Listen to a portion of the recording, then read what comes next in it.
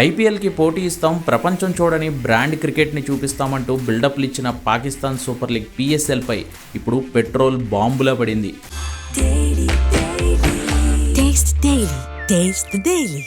ఈ మార్చి 28న ఐపీఎల్తో పాటే ప్రారంభమయ్యే ఈ ఈవెంట్ గతంలో ఎన్నడూ చూడని ఆంక్షలను ఎదుర్కొంటోంది. ఇరాన్ ఇజ్రాయిల్ యుద్ధానికి తోడు సరిహద్దుల్లో ఆఫ్ఘనిస్తాన్తో జరుగుతున్న యుద్ధంతో పాక్ క్రికెట్ ఇప్పుడు సంక్షోభంలో పడింది. కానీ మొండిగా పిఎస్ఎల్ను నిర్వహించాలనే పంతం పట్టింది. స్టార్ ఫారెన్ ప్లేయర్స్ ఇప్పటివరకు ఎవరూ పాకిస్తాన్లో అడుగు పెట్టకపోయినా ఉన్న వాళ్లతోనే టోర్నీ నిర్వహించాలని ప్లాన్ చేసింది. ఇందుకోసం కొన్ని రూల్స్ను కూడా పెట్టుకుంది. మొదటిది కేవలం 2 వేదికల్లోనే అన్ని పిఎస్ఎల్ మ్యాచ్లు జరగనున్నాయి. లాహోర్, కరాచీ గ్రౌండుల్లోనే 8 జట్లు తమ మ్యాచ్లను ఆడాలి. ఫలితంగా ఆటగాళ్ల ప్రయాణాల ఖర్చులు, ఇంధనం ఆదా లాంటివి ప్లాన్ చేసింది క్రికెట్ బోర్డు.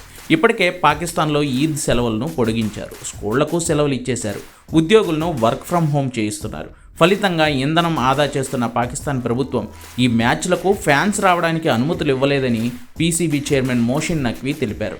అంటే పిఎస్ఎల్ మొత్తం ఫ్యాన్స్ లేకుండా జరుగుతుంది. అభిమానులు టీవీల్లో మ్యాచ్లు చూసుకోవడమే. ఓవైపు ఐపీఎల్ ప్రారంభం కోసం బీసీసీఐ భారీ రేంజ్లో ఖర్చు పెడుతుంటే మన ఐపీఎల్ని డామినేట్ చేస్తామన్న పాకిస్తాన్ ఇచ్చిన బిల్డప్లు తుస్సుమనడంతో పాకిస్తాన్ సూపర్ లీగ్ కాస్త పెట్రోల్ షార్టేజ్ లీగ్గా మారిందని మన అజయ్ జడేజా లాంటి వాళ్ళు, ఫ్యాన్స్ అయితే ఓ రేంజ్లో పాక్ క్రికెట్ బోర్డును ట్రోల్ చేస్తున్నారు.